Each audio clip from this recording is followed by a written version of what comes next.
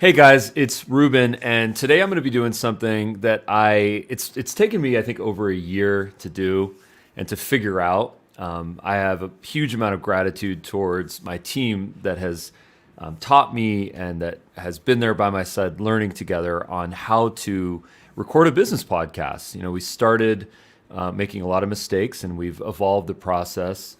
We've optimized it. We've kind of figured out what works and what doesn't. And today I have Dustin, and Dustin and I have had some great conversations. And one of the things that I'd love to evangelize is this effort, since I'm kind of proud of it. So thank you so much, Dustin, for being here. Yes, Ruben. Thank you for having me on. Yeah, and the first thing that I always like to think about when starting a podcast is, what is the ultimate mission? What is the why behind that? What are we trying to accomplish, right?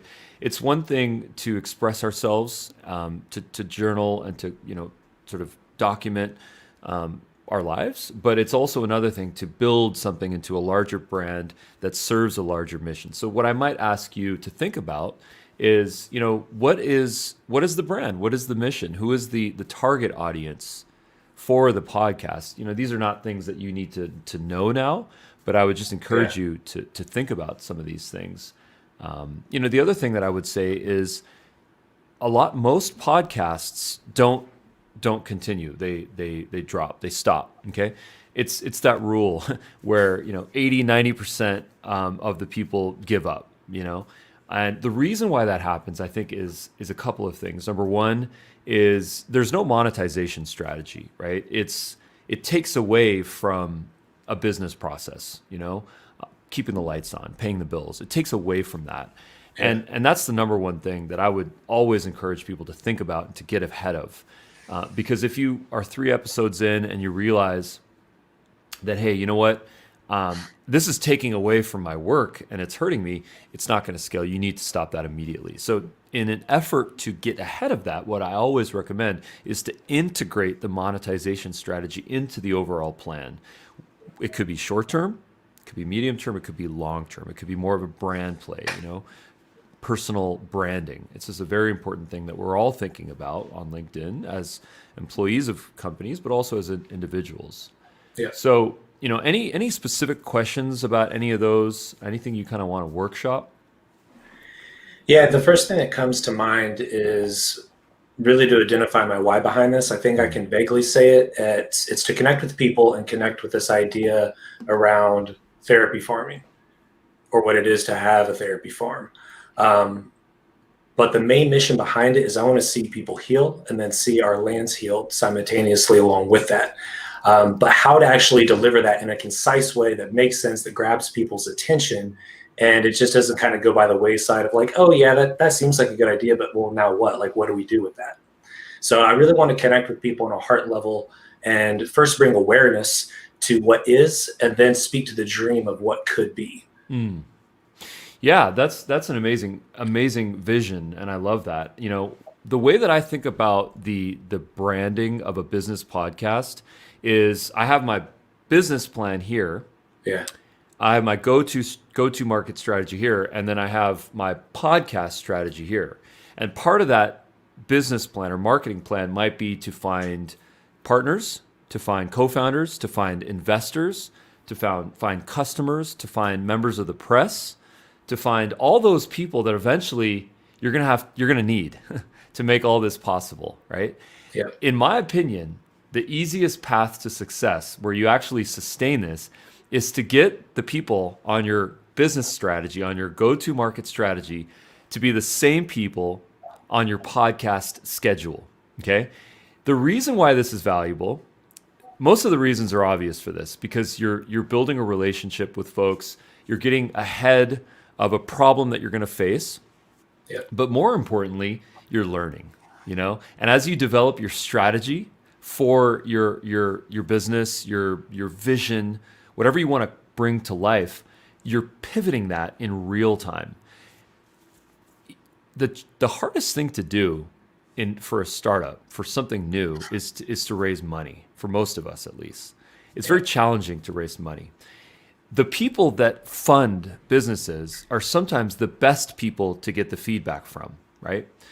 And the reason why that's the case is because chances are they're successful if they're an investor, unless they inherited money or they won the lottery. They have a high perspective. They see the 10,000-foot view, and they can provide information that's valuable. Now, I don't want to aggrandize them too much because there's folks that are doing the grit and that are selling it and that have this blood, sweat, and tears. But at the same time, getting to some of those hard to reach people is so much easier when you do it in an environment like a podcast versus hey, I wanted to pick your brain. Hey, I wanted to see if you could give me some free time. Yeah. There's no such thing as free time. The more successful and seasoned a person is, it goes without saying, the more expensive their time is, and people value that, just like as we all do and we all should. So a podcast affords certain opportunities. It gets certain people into our mix, so that when we need a favor, when we need information, we've got it there directly in front of us. Yeah, for sure. So, as you develop your business strategy, as you develop that, whatever that may be, I encourage you to think of the top types of people that you want to connect to, and then top 20 to 30, specific individuals that within your network or that you can get introductions to. So that's, I think, the first thing. No, go ahead. I'm tracking with you. I'm just listening very closely. Yeah. And, I think that when I talk about monetization strategy, a lot of people don't think about that when they think about a podcast. And, there might be something a little disfavorable about that, or something that might be unsavory about that. But the reality is that our time is valuable. And there is a way to have a podcast monetize an effort while at the same time providing massive amounts of value to the listeners, to the guest, to ourselves. It's a total win-win-win. And I can say this 180 episodes later, where I've done this many times. Now, I'm not an expert. I'm still a student at this.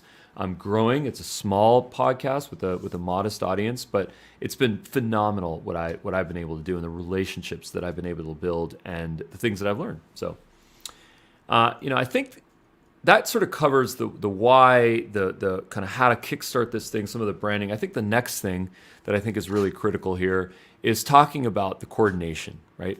So we know what the title of the podcast is. That's one of the things that we always talk about in branding.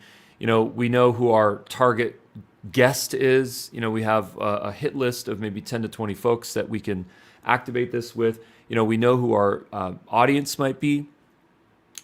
Truth be told, the audience of a podcast in the beginning is your close knit of people. If someone is trying to get a large audience in the beginning, it's going to be disappointment. The goal is just the relationship building for your first 100 episodes, give or take. Just focus. But there's on really high expectations you need to manage and manage them well. If you can be okay with having audience of 2 to 5 people for the first, X number of episodes, you'll do much better. So coordination. So one of the things that I do to coordinate podcasts is I have a booking link. So I'm just going to go ahead and share my screen.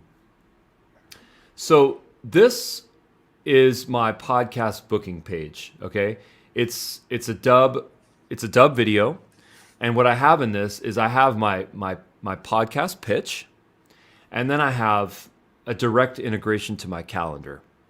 Okay. So what I do when I find someone that is a good prospect to be on the podcast, in the beginning, I was doing this myself, and now I've just delegated it to someone on my team. Actually, her name is Naomi. Naomi, if you're listening, huge gratitude for helping me with this effort. I really appreciate it. You've done so much for me, so thank you so much. What Naomi does for me is that she'll find a prospect based on certain criteria. Are they an influential person? Are they a business leader? Are they a prospect for the business? Are they someone where people need to hear what they have to say? That's sort of our kind of a loose prospecting list. But what she'll do is she'll send an email to them, and she'll also send a LinkedIn message. Okay, that LinkedIn message will have this video in it using Dubb, and then it'll have a direct time to book the time in my calendar. Now, the hard part here is to get someone sold on a young podcast. Because if you have a young podcast and there's no other guests that have been on this podcast, it's the chicken and the egg problem. No one wants to be the first person, right? Right. So it's important to pick out someone that is sold on you, not sold on your audience. What I know people do is they click on this button and then they go and they look on the podcast, in this case on Apple, and they see that the podcast is seasoned. There's 153 episodes. It goes on and on. It's been around for over a year now. There's some nice ratings.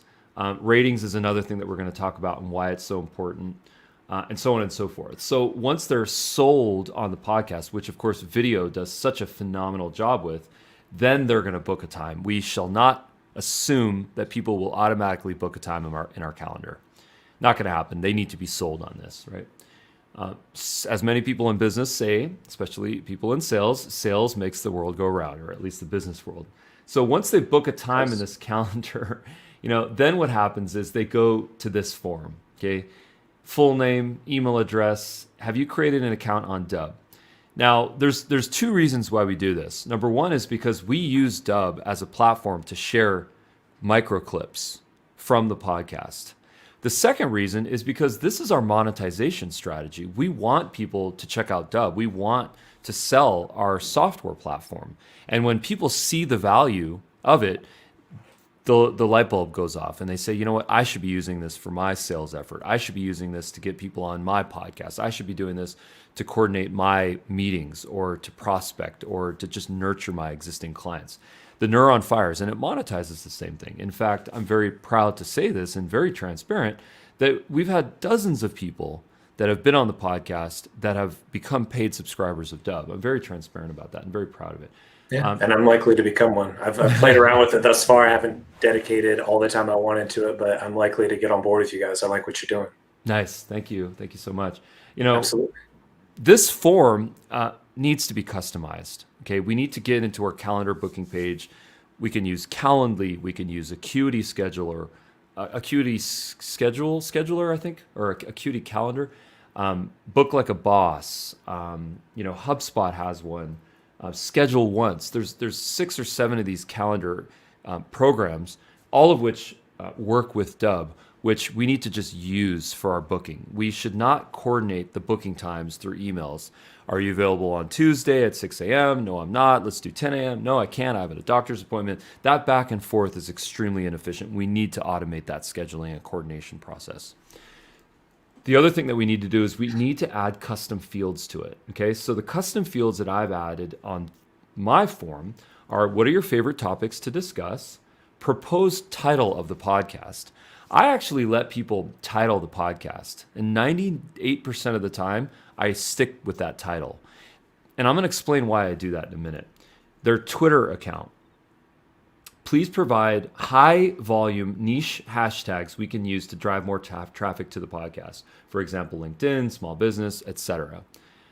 Email address that you're gonna create your free Dubb account on. A cell phone number for text reminders, because we want to avoid flake rates. We want to get this into the Google Calendar. We want to have text message updates. These types of things are going to avoid flaking, which we just don't want.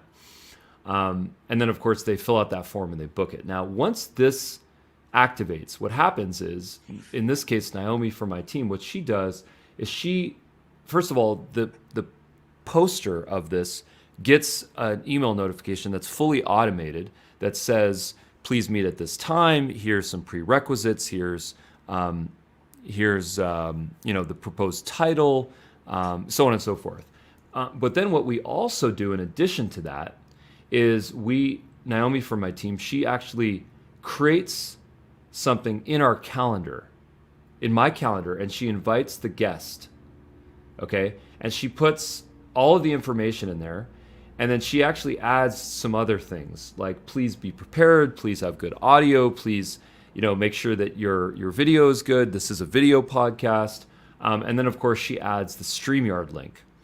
StreamYard is a platform that we use to go live on the podcast. Okay. And I'm going to explain why we go live in just a bit. Okay. So let's jump back to let's jump back here to direct. Now, that was a lot of information. I wanted to see if you had any specific questions, comments, concerns about that. Nothing comes to mind right off the bat. I'm just trying to digest everything you're saying and pay close attention. But I'm gonna have to go back and try it myself to re-implement it, or go back and watch this video we're doing together. But that's all very helpful. I mean, it's the practical stuff that myself, as a 50,000 foot above dreamer of what something could be, I don't take into account every day. I'd love to have a Naomi like you have to help systemize all that and put it together. So, but for the time being, I'm gonna have to learn to do it on my own. Yeah, that makes sense. Let's spend a little bit more time on coordination. We use Asana for our project management, and this. Why did you choose that over something else? I like Asana because I like the flexibility of it. They have a great free plan. In fact, the alternatives to Asana would be Monday.com, Basecamp. There's a lot of these now. If you type project management software, there's a lot of them. We chose Asana. I would say that they're all pretty comparable. There's two ways to manage a product board. Trello is another one that you will hear. The first one is Trello. Yeah. You'll see a list. I don't really care for a list. I like a board. This comes from the Japanese Kanban board. And there's a great episode of Silicon Valley, the show HBO, where it shows the developers doing a Kanban, and it's sort of a competition where they're taking all the features and they're putting it to do, and they're putting in work in progress and then completed. And it's kind of a visual story where two developers are competing against them, and I find it really amusing. But what it really does is it shows the value of visual project management, because there is something so satisfying about moving this card down to sent invite, and I'm specifically going to show what my custom board looks like. Yeah. So invites, these are the folks that we're inviting. This all started in an Excel spreadsheet, right? Start in an Excel spreadsheet and then end up here once you're ready. I wouldn't suggest that you go here directly. Get yourself a little bit comfortable. Okay. Sent invite. For follow-up, sometimes people don't respond. We have to follow up a couple of times. Waiting for a reply. Guesting. No-go. These are rejects, people that are not interested. Maybe they're too busy, or they're just not feeling it.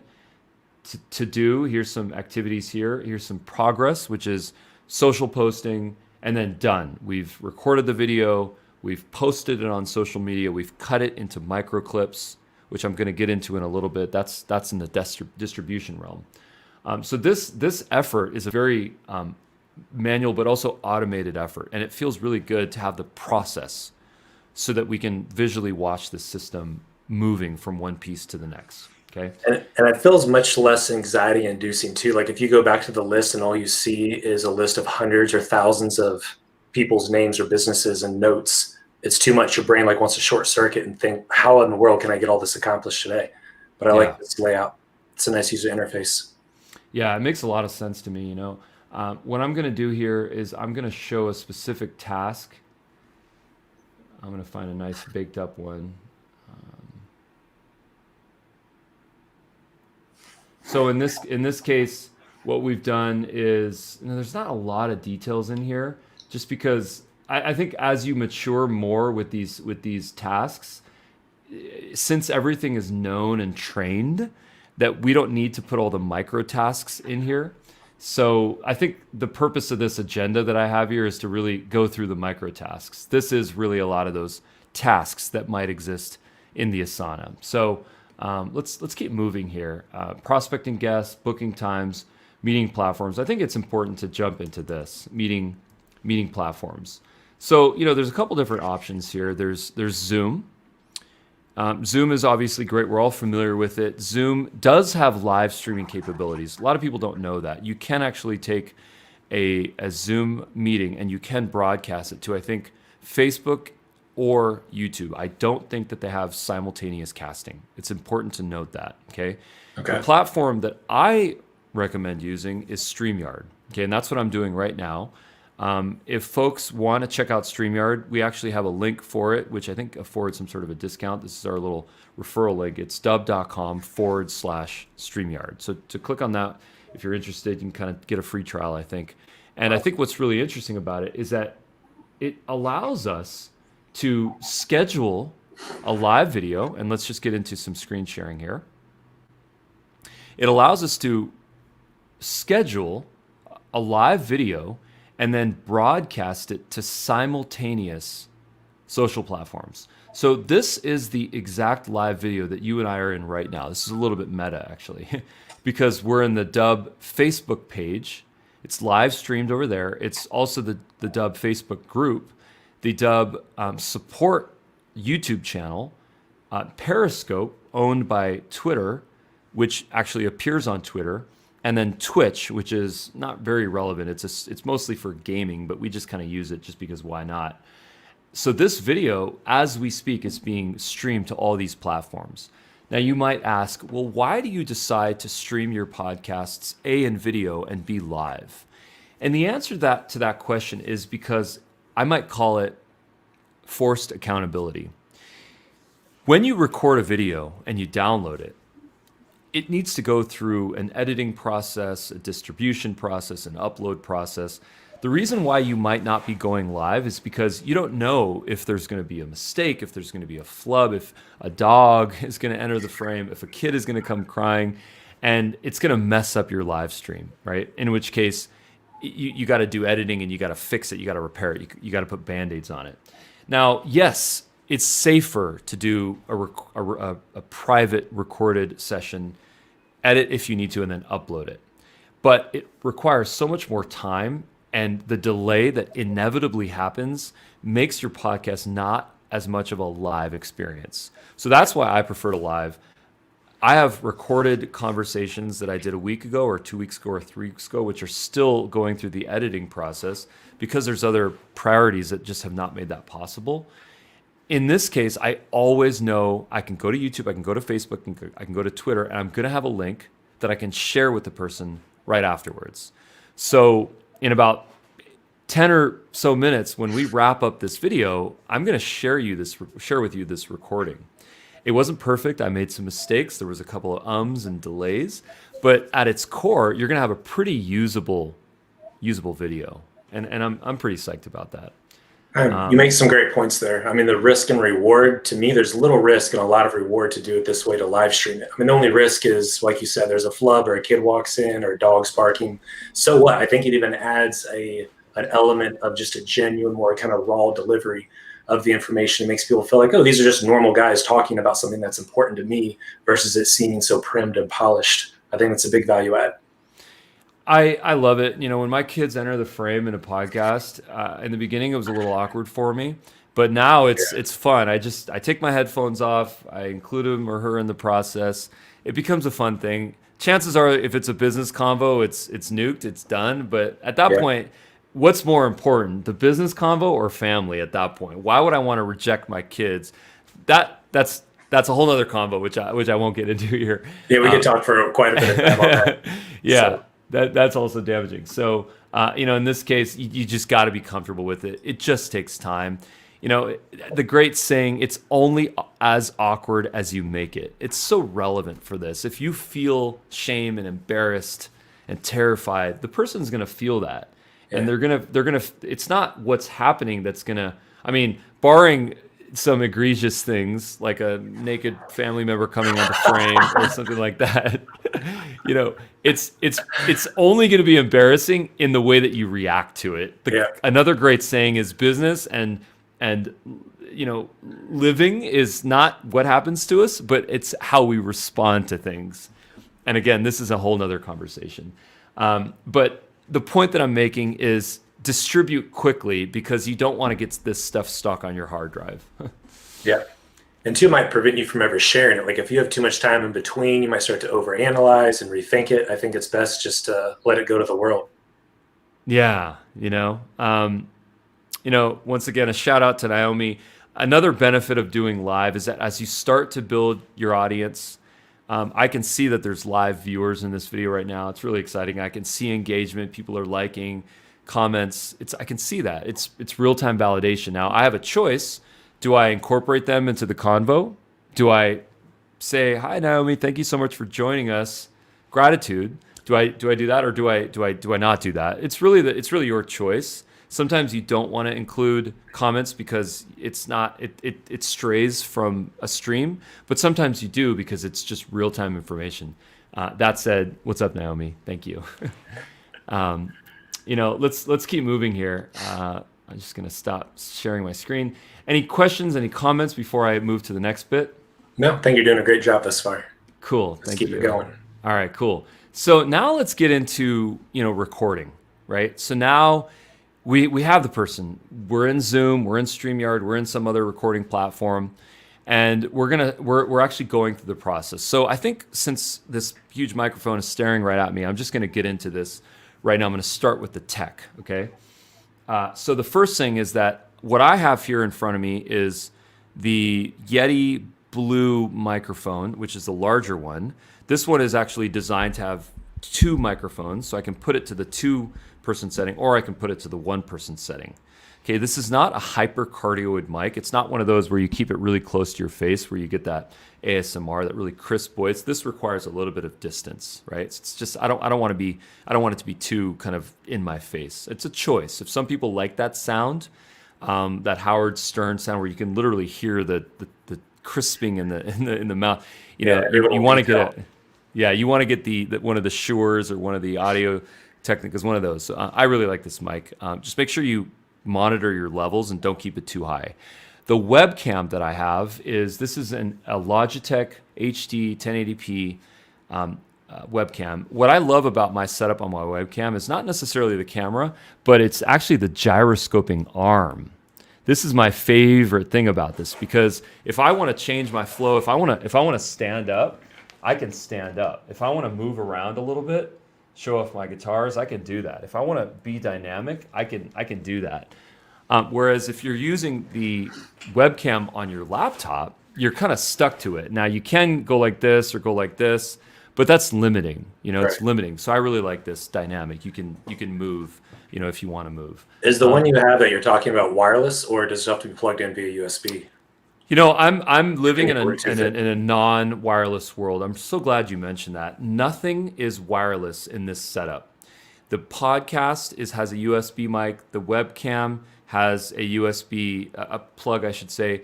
In fact, my internet is not even wireless. I'm not using the Wi-Fi right now. I am actually using the Mac FireWire to Ethernet cable. That's Cat 6 cable that connects directly into my modem. Okay. And the reason why I do that is because Wi-Fi is not perfect, Yeah. I can turn it on if I want, but I actually, on my MacBook Pro, I can see the icon right now. Wi-Fi is actually off. So I feel more comfortable like this. There's less interruptions. So if someone doesn't have the ability to do that, it's fine. But you will learn at some point that being wired on everything is better. Batteries die, Wi-Fi disconnects, tech. Yeah. Even with wired situation, there's failures too, and you just have to navigate around that. I'll do a quick breakout and say in the 170 recordings that I've done, 170 podcast recordings, and probably now 300 live, maybe 400 live videos. I've only had a full tech breakdown, I think twice. And one of them was, I think, because my computer was overheating. It was a really hot day and I didn't have the AC going. And then the second reason is I think there was a Wi-Fi failure. I don't actually do this, but I probably should, is in the beginning of the call to say, listen, if something tanks here, either end and just leave or just talk for 5 minutes until I reboot my computer and I fix the situation. Do what you need to do, basically. So it's kind of a caveat thing to do, but I would say that it's happened. It's happened to be 1%. So it's an outlier situation. Maybe it's not even worth mentioning. So we talked about StreamYard. We talked about best practices. We talked about technology. I can't stress enough how important it is to navigate around real life. If there's an interruption, if you lose your thought, if something disrupts the situation, you have to make that part of the script. You have to make that part of the story.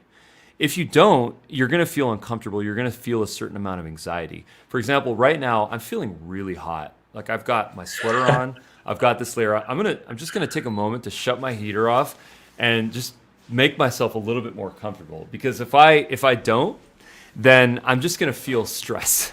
Yeah, it's going to divert your attention and you'll be fragmented. Yeah, and I'd rather you know that I'm a human being that has feelings. It seems like an obvious thing to want to do, but we're all like conditioned to be like, if they actually know what's really going on or who I am, this is going to be a disaster. But it won't. Quite the Right, opposite. I think. right. There's this idea of brutal honesty that liberates us. If we're brutally honest about the things that we're going through, about what we're feeling a little bit shy about, of our concerns, maybe if we had a bad day, just mention that in the morning. This pool man's here is really making a lot of noise. I don't know what's going on there. At least you set that up so that the expectation is set. You can do that before the recording starts. If you want to make it part of the script, you can do that during the recording. But whatever kind of issues that you might be dealing with or external factors, I think it's just good to maybe mention those before you click the live button, before you click the record button, so that you don't feel the anxiety inside of you. You just let it off, let it out of your chest. Yeah. Let's move to I think in terms of etiquette, I think timing is another thing. Respecting time. This video has gone on for 31 minutes.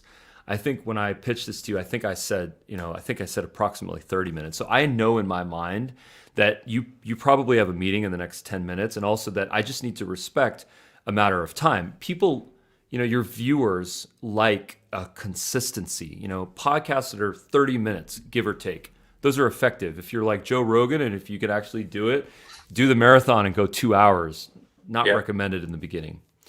But time is another really important etiquette point. Getting started, what would you say is the sweet spot for time? Like 15 minutes, 30 minutes, in your experience listening to other people? I think 15 minutes is the short version. 25 minutes is appropriate. And the reason why I think 25 minutes is good is because what you do at the 25-minute mark is that you allow the person to share their world.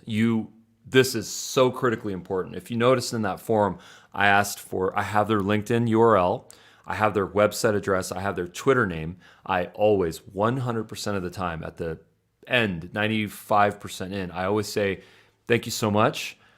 Please, folks, check out Dustin's website, check out Dustin's LinkedIn account, check out this new podcast that Dustin's starting up. I promote the person. That is the give. You got to give. This is all about the giving. It is in giving that we receive. So critical here. So to make sure that you promote the person's effort, if they have something that they want to promote, take that last 5 minutes to do them. Ask them about the book that they wrote. Ask them about the speaking engagement that they just had. Ask them about this new website that they just launched and let them promote it. It's so important. It's all good information. Yeah. Very good. And then to kind of wrap up here, I'll close out on the distribution of it. So now, we've recorded the video in Zoom private. We've done a StreamYard live. Now what we have is the social links, right? So we've got a YouTube link, we've got a Facebook link. Those already exist out on social platforms. If I go to our Dubb Connection Loop YouTube account, I can see that this video is already there. In fact, if I click on it right now, it'll be awkward because it'll be approximately 1 minute before it back in time. So it'll be like looking in the past. It'll be kind of funny. It's like kind of meta. But those are already existing. So what you can do is immediately share those links with the guest because it's an immediate real-time thing. It's top of mind for them. They're excited to get this content out there. They want to watch it. They want to share it. It's powerful to be able to share that. But also is the next thing, which I think this is the most important part of a business podcast, or for that matter, in my opinion, any podcast. Okay, It's the micro content. We call it the Waterfall Method. Okay, the Waterfall Method means that you start with a long form piece of content, a podcast recording, a webinar recording, and then you cut it into shorter bits of information. What we do is we have an editor. His name is Bono, in fact. And what Bono does is he listens to this whole recording here, and he finds 3 to 6 micro clips, the punchiest clips, the best possible clips that people have to hear, okay? And he cuts those, he trims those for massive brevity. He'll take a 2-minute clip and cut it to 60 seconds. He'll put a a micro content, like a title on it, and I actually have a visual for this.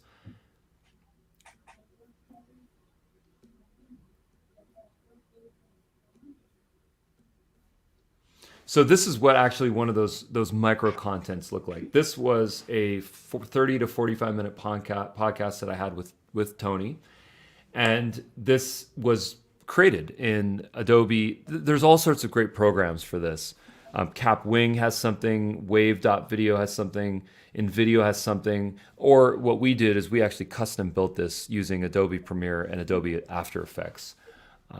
But what this allows us to do, it allows us to put the title text here, to burn in the captions here, and then to put our branding here. Dubb logo, title of the podcast. That way, when someone watches this, 1 minute, 5 second video, they can have the audio off.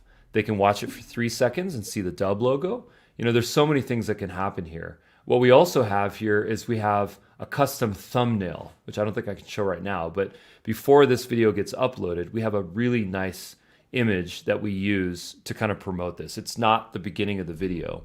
It's a nice produced graphic, which maybe we'll display in a minute.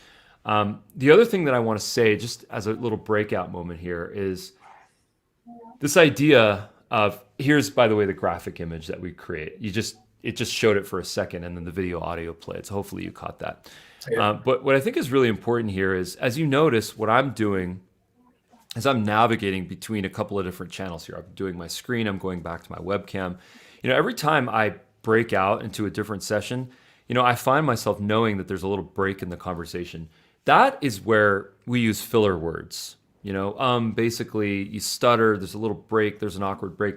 I think it's really important to move away from that, to know that it's okay to take a breath. It's okay to just pause and breathe. Now, I must say this, Dustin, that you are the absolute last person I should be telling this to, because I don't think you do any of that. I think that you've probably gone through some special training. But for the most of us, I give full credit to my wife. If you would have met me 5 years ago, I'm always like wanting to add things in, use too many adjectives, talk over people. And she's like, you need to slow down and listen and pay attention and be aware.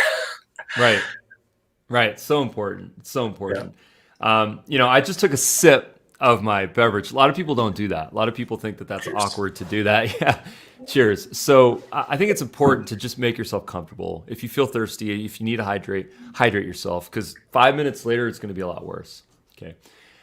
So what we do for micro content is that we take that long form, we cut it into micro clips. We use rev.com to generate the captions of it. So what someone does at rev.com is, it's a human being that they listen to the clip, they put the text in, they send it to us, and then we can upload it so that we have a totally shareable piece of content. When we share that content, we always mention the person, and this is where the magic happens. The magic is that if you're engaging and if you have guests on your podcast that have influence, that have followers, they're organically going to want to share that clip with folks in their audience. And if folks listen to 30 seconds, 60 seconds of that video clip, LinkedIn or Facebook or whatever it is, it's going to say people like this content. Let's promote this. Let's actually get more visibility of this piece of content. And it's going to be the inherent marketing for your podcast. That is the best way to initially market your podcast. It's to get the micro content and get the folks that you're engaging with to share it. And also get your viewers, get your followers, get the people that support you to share that. So a quick question, if I may. So the micro content, from what I'm hearing and even my own personal experience, it's what grabs your attention initially and gets that initial buy-in, especially if you're a new podcaster and no one's ever heard of you. Mm-hmm. So if you don't have a Bono at your disposal like you do, someone who's really talented at being able to listen to a 2-5 minute clip and just pick out like what's really going to grab someone's attention, what keywords do you personally listen for, or like what have you really gravitated towards personally that you would recommend for micro content? It's the hardest thing to do is to document where the awesome clips are that you can then go trim out for this type of asset. It's the hardest thing to do. I've tried multiple times to have a pad and paper in front of me and just jot down the times. I've tried to do that. The problem is the second that I take my attention off this and jot that down, I've broken the flow, right? And I've potentially taken, now maybe I'm not good at that. So Maybe I could do a better job at that. I'm inherently not a good handwriter and communicator. It's difficult for me to do that at the same time. I can type while doing it, so that's maybe an option. But I always recommend, to answer your question, to know where those moments are, so that you can go and mine them out. You know, you can say at approximately the 2 minute mark, we talked about this one thing, and that's the clip. We got to do it. You know, I it's feel it's a like I feel like that should be a button that you somehow integrate onto StreamYard. Like, yeah. because like you're saying, you have to write it down. It Mm. takes 5 minutes or 5 seconds of mental focus and pulls Yeah. you away. But if you simply click your mouse and be like, that was it, I got the chills, or that really resonated with me, this tap my micro content button so that we can easily go back. You know, what I'll do right now to just practice what I preach, this is actually something that I do, is I'm just going to put a caption, and here's the delay. So I'm going to put a comment. You know, that took me a couple of seconds. So I just put a comment. You might see that, or maybe you won't. But in the live video, there's a comment that's going to appear that says 39-minute mark, how to mine micro content. So that's an option to do. I would say practice to see if that's something that you want to do, and you can figure out your own flow. Okay. You know, on top of that, just to conclude, there's a lot of additional marketing that you can do on. We use Anchor.fm to upload and to distribute the podcast. So you can definitely, you know, pay, and you can advertise it. You can sponsor your posts. Like if you put that micro content on Facebook or Twitter or, you know, YouTube or LinkedIn, you can use that as a sponsored post, pay money, target certain people so that they can listen to that. The final thing I'll say before we end this is that we recommend to not put the link to the podcast in the caption of the social, rather to put it in the comment, in a first comment. And the reason why that's the case is because the algorithms, they don't really favor posts where viewers get sent to third-party platforms. They'd rather keep that traffic in there. So the comment is, I think, a really healthy place to put that to start out with. Now you can go back afterwards, after a couple of days, and you can edit the post and you can add the link there, but you don't want the link to be in the initial post. Okay. Just because it's not going to get you as much visibility. So I'll end this here. If there's any questions, please let me know. Let's keep this conversation going. But that's what I got for you today. For sure. It's been very helpful. Thank you, Ruben. Thank you for your time. Yeah. Thank you.